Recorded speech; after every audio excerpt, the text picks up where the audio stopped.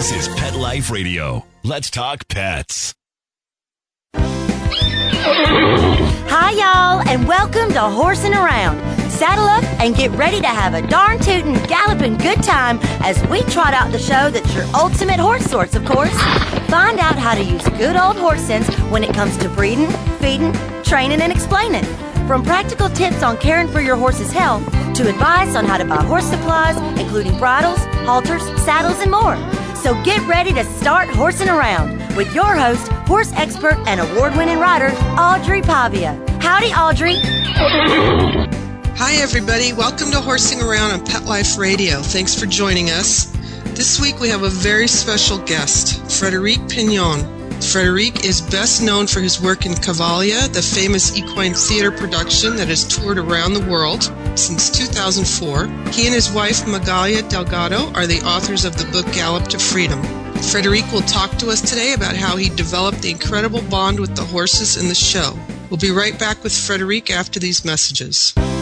Why the long face? I reckon Horsing Around will be back in the saddle right after we round up a few words from our sponsors. Molly, here's your dinner. Zeus, that's not your food.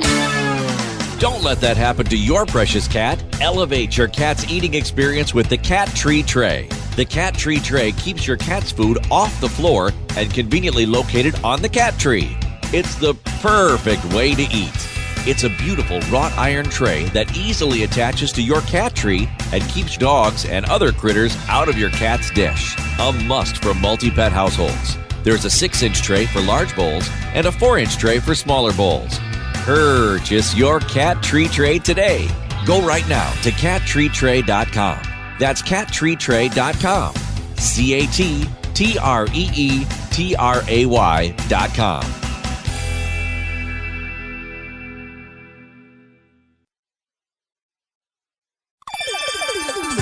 Let's Talk Pets on PetLifeRadio.com. We know you're chomping at the bit to hear more horsing around. Well, we're back on the trail.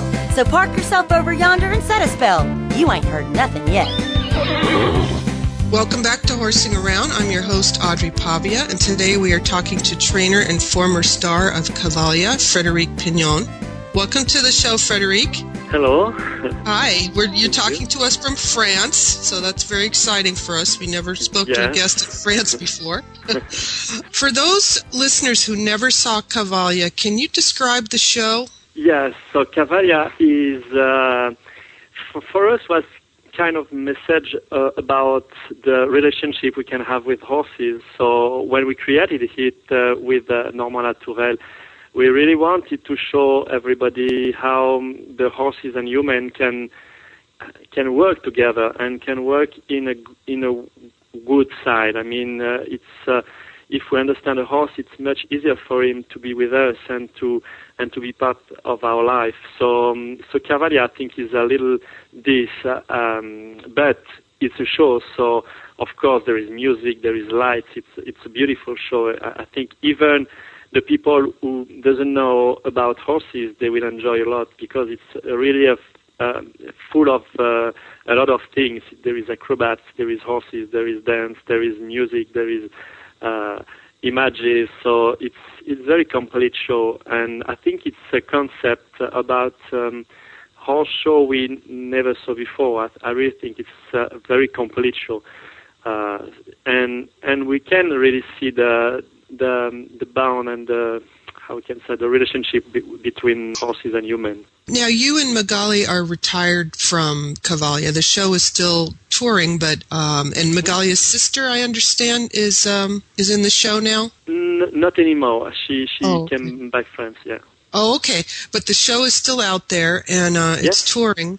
How did you and Magali first get involved with Cavalia? Oh, we were looking for a producer, and Norma and his side were looking for artists with horses. And then I think he saw some tape about our work, and then he decided to contact us. So we meet him, but it was a little strange. We meet him a little by hazard in Nîmes. And then when he spoke about what he would like to do, we said, oh, it's perfect. We really enjoyed the idea. And when we spoke about what was our dream, he said, okay, so let's do something together. And then the story started like this. It was like, like a dream come true. So it was very exciting. Is there a connection with Cavalia and Cirque du Soleil? Not really, because Norman was worked like 20 years ago, I think, with Cirque du Soleil. But then he worked by his own. So it's not very related. But we can say that the Cirque du Soleil type was very involved in Cavalia. I think it's when we saw with Magali in Florida, we saw La Nuba from Cirque du Soleil, and we really wanted to do this kind of show with horses, and so then we contacted Cirque du Soleil, but they didn't want to work with horses because their rules is not working with any animals. So then by chance we met Norman because he has the same idea. He's working with acrobats and everything around Cirque du Soleil idea, we can say. So it's not really related, but it's very inspired by. Okay. Now, one of the most incredible aspects to Cavalia is the liberty work you do with the stallions. For people who haven't seen the show, Frederic is out there with as many as 6 stallions at the same time, working with them at liberty. Can you tell us about what you did with the horses in the show? You mean what was the act? Yes. Okay.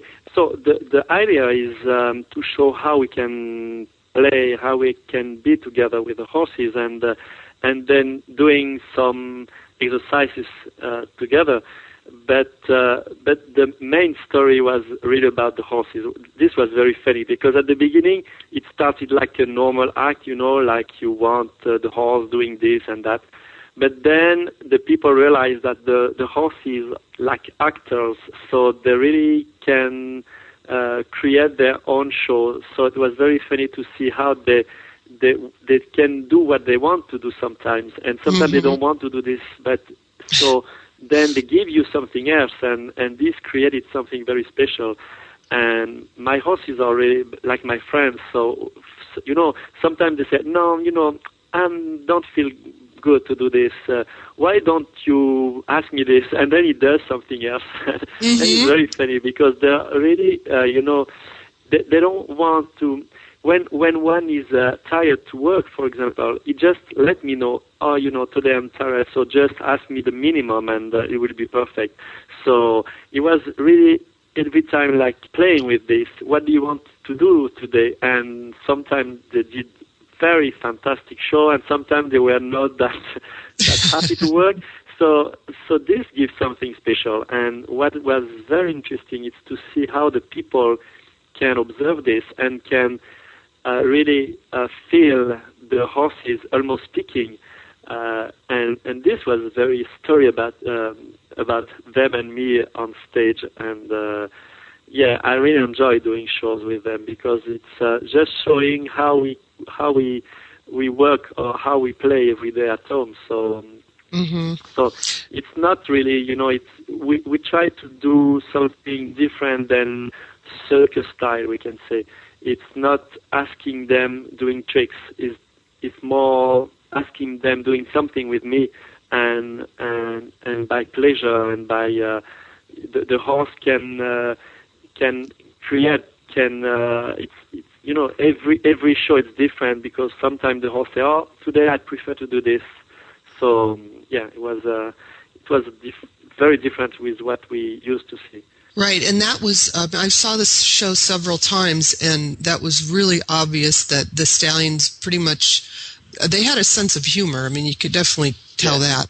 And sometimes they were messing with you. And but what's amazing to me is that when you have so many stallions together at Liberty, and it sounds like it was more of a cooperative effort rather than you being in control and dominating them. Is that true? Yes, it's because, and I think because they are stallion, it's gave me another way to work with the horses, because when you work with geldings or mares, to submit a mare, it's much more to the maybe strongest one, or to the one who has big and strong character. But when you work with stallion, it's a little difficult, because stallion in nature, they used to have conflict. They never want to accept so easy to be dominated by somebody else, or another horse, or other people. So then and in my philosophy of work, I never wanted to dominate my horse. I really want them to accept, or to enjoy what I ask them to do. How did you, without you being, say, the dominant herd leader, how did you keep them from fighting? Yeah, this is the very difficult part with stallions. It's something, and every day, I mean, it's never simple. Never. Every day you work with a stallion, it's a new adventure, because every day, like yesterday, for example, one of mine, it was so good the last month, and yesterday he started to fight with the other one, and I don't know exactly why, but I know that sometimes the other one said something with his eye, and it's very, very subtle. So working with stallion, you have to be the leader in some way, to say, okay, today I decide. So you have to be like the father. The father is deciding for his boys, and say, okay, boys, today we do this. So I decide to do this. But then you have to do it very, very subtle, because if you say, okay, do that, and then if the horse doesn't want, then he gets very anxious, and then he can get very aggressive. So if he's not with you, he's with the other one. So when I want to keep those stallions together, I really have to keep them very quiet and very out of stress, because we know that stress is giving aggressivity to a horse, and more a stallion. So it's very, very interesting work we have to do with the horses, keeping out the stress, trying to have them very calm, very relaxed, and accepting everything you ask him without effort, So I think the fact the Australian give me every day, it's like every day you are bad, you're not good enough to work with the Australian. Every day you have to say, okay, let's try to do something else, or let's try this, or if I try this, is it working better? So it's so difficult, and every day, like yesterday I was a little depressed, because you can work month and month, and then one day your horse said, no, it's not good, try something else. Yeah. So it's pretty difficult, but then when it works, for me it's beautiful, because the stallion has something special to give. I mean, he has a lot of energy, and he has a lot of charisma, so then it gets strong. But to arrive at this point of work, it's a long way. I wonder too, I like to study wild horse behavior, and I know there are bachelor bands that form in the wild. I wonder within those bands if there's a hierarchy where one of the stallions is the leader, and maybe that's the position that you've taken. Yes, more or less, but you have to create something else in their relationship, because for sure you're not a horse, and they know you are not a horse. And if you are a horse, if you are working, for example, with a young one, then one day can say, okay, now I want to be the chief, and then it could attack you. So you really have to know, I'm not a horse, I'm a human, I don't want to, and they know this. It's not exactly, it's funny, because it's not that simple saying, okay, in the nature it works like this, so we have to copy a lot what exists in the nature, and we have to copy and read a lot what naturally a horse says or a horse does. But then it has to be clear between him and you that you are human, and for example, if there is a mare around, you are not fighting for the mare, you don't care the mare. So, they don't see you as a rival. Yeah. Yeah, so he doesn't see, and he never has to see you like a rival. So it's something you have to create between him and you, like we are a couple, a strange couple for him, because I'm not a mare, not a stallion, I'm not a gelding, I'm just a human. And then what could we do together, and how we can create this relationship together? So it's really something you have to, the horse understand that we have to create something new. And they are very flexible for this, pretty flexible for this, I think. Okay. Well, we're going to take a break, and when we come back, I want to talk to you about the way you developed this incredible bond with the stallions. So we'll be right back after these messages. Why the long face? I reckon Horsing Around will be back in the saddle right after we round up a few words from our sponsors.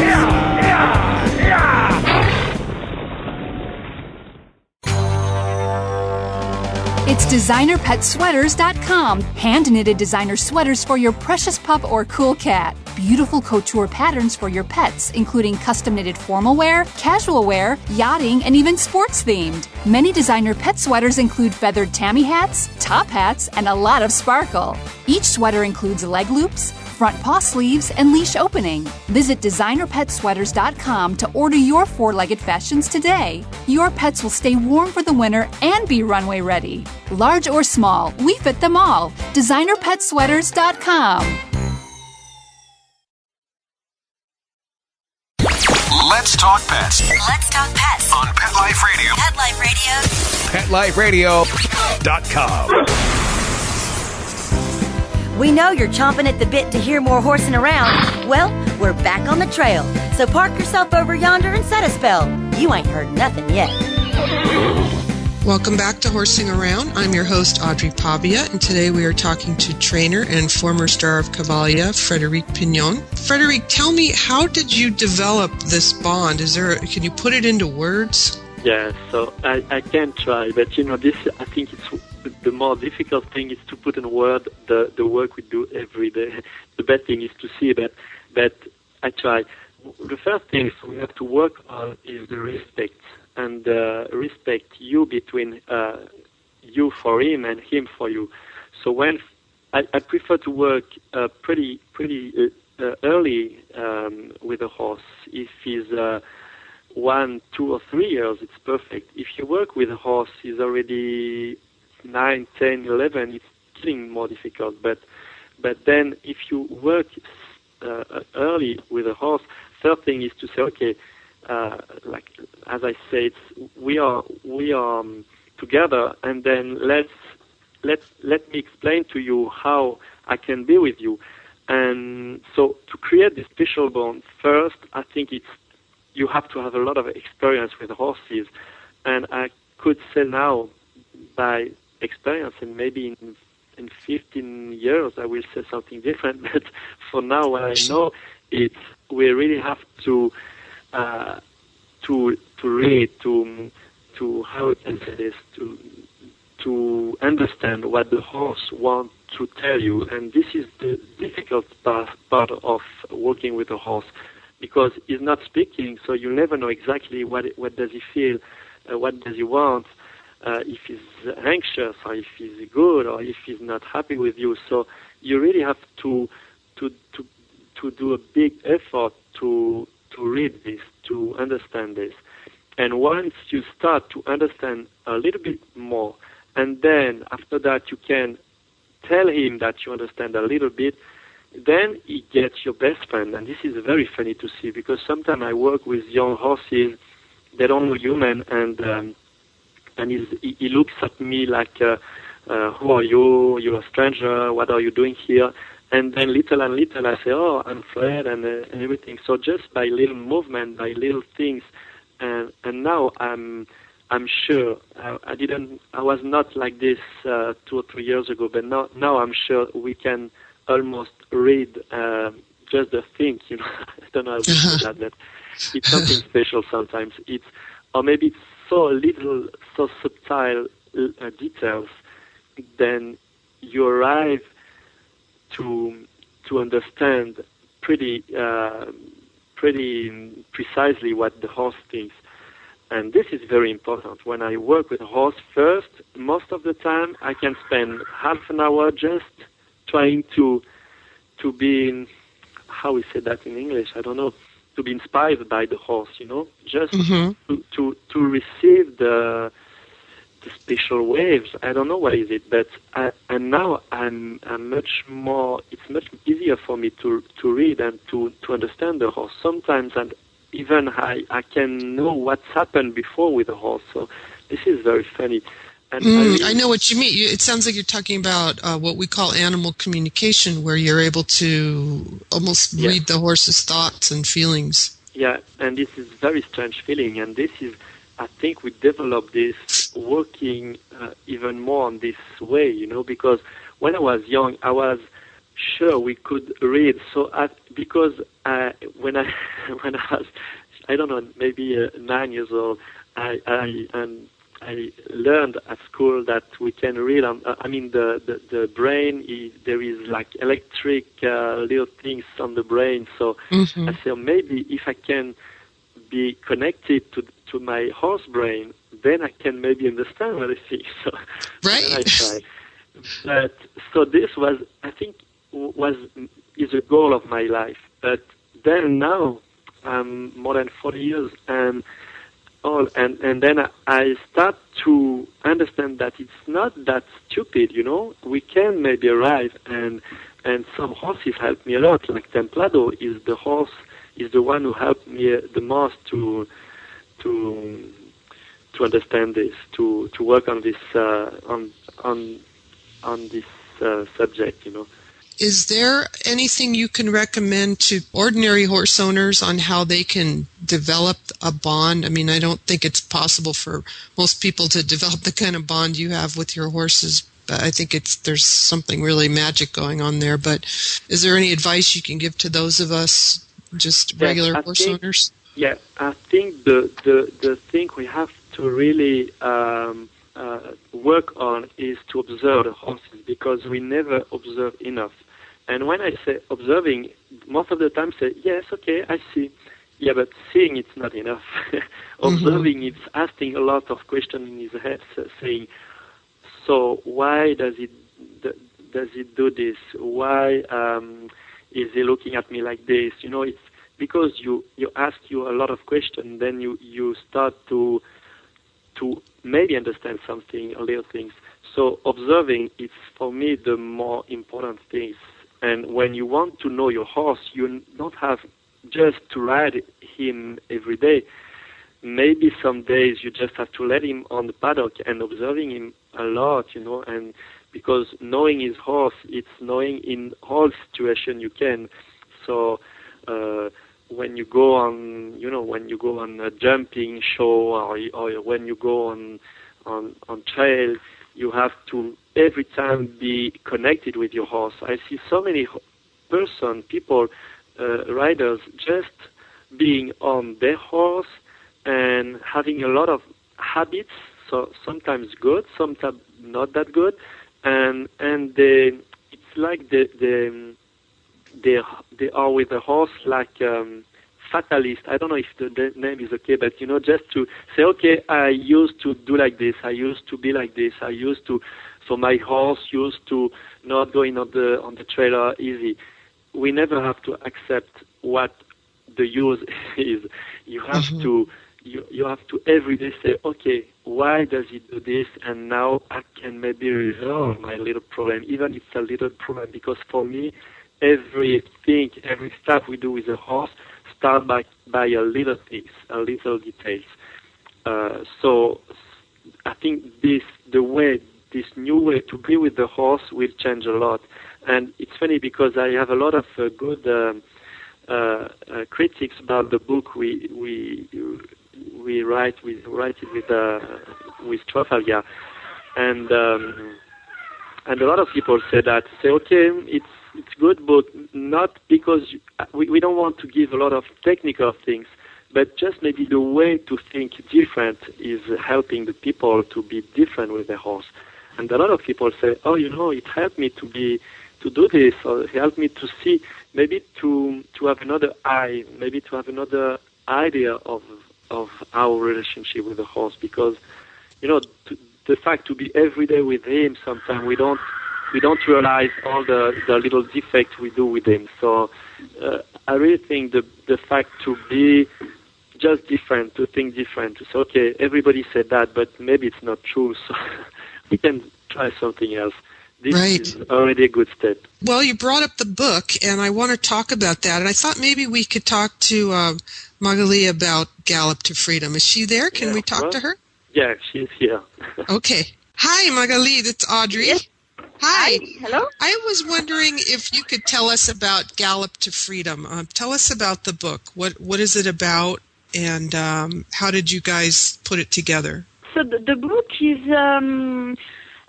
not a technical book where you learn, a lot how to make that exercise or that one or different exercise, but it's more about our philosophy in general. And it's more about what the horses teach us since years and years, And so we took all the experience from Templado, from Dao, all the very charismatic horses we had in our life, and because they are like our mentor, those horses. And it's about that, something very, something you learn with the time, just to spend time and years with your horse, and just to understand your horse, just to read your horse every day, just the fact to live with your horse every day, that teaches you a lot. And the book, it's about everything, in the same time. And there's a lot of beautiful photographs in the book. Mm-hmm. And there's some photographs from the show. And for people listening who may not have seen the show, you're a Grand Prix dressage rider, and most of your work in the show was on horseback. Mm-hmm. And there's photographs of you and Frederic riding, just on your farm and in the show. And then there's some incredible photos of the horses on the beach in Malibu, California, when you guys were out here doing the show. Yes. What was that like, having those stallions loose on the beach in Malibu? Oh, that was a very nice experience, just to trust your horse. The fact that I rode Dao since years, and I break him when he was a baby, when he was young, and he born in my family farm, and that, make a really close relation with my horse. And the fact just to ride him free, without anything in the mouth, anything on the back, and just to take the risk, maybe he can run away, maybe not, and so that's so great to have that feeling on the horse back. Mm-hmm. And because he's able to do in that time what he wants to do. And it was so funny because I really felt the connection we had by his back, and he was so powerful, cantering and cantering faster and faster. I can hear his feet on the water, and was great noise and very powerful noise. And just you feel in that point the horse really love you, and he stay with you, and because he loves you. Because Dao is a stallion, he already bred many times, and is really powerful, and if he wants to run with me on his back without anything on the mouth, he can run because he has a very strong neck and he can pull, and I'm just flying, beside him, but he didn't do that, and it was so great to have that feeling. My horse was in connection with me, and I had just the feeling to just understand what's happening in his head, And when I stopped him at the end of the beach, we were both smiling, and I can feel he was so happy. Right. Well, you must really trust him to have done that. Yeah, and also for the show is the same, when you are in front of 2,000 of people with a horse with nothing on the mouth and with the applause, the music and all the noises and all the tension around, and the horse is just with you. And if you train him with just passion and love, he's going to be with you during all the acts, If you don't, you are really in trouble. Yeah, I bet. And that's a really big difference, the way we train the horses, they enjoy to be in stage. And as a rider, when you are in their back, you really have the feeling that the horse appreciates to be with you. And for me and Fred, we are doing that job because we like and we love so much the horses. So that's the most important. They have to enjoy to be with us. Yeah. Well, the work you and Frederic have done with these horses is just inspirational, and everybody I know, every horse person I know who's seen the show is just blown away by it. We just can't. It's magic. It's definitely magic. Unfortunately, we're out of time. That's all the time we have for today. But I want to thank you and Frederic for talking to me today. Welcome. Yeah, it was really an honor, and I'd like all the listeners to take a look at the episode notes page on Horsing Around.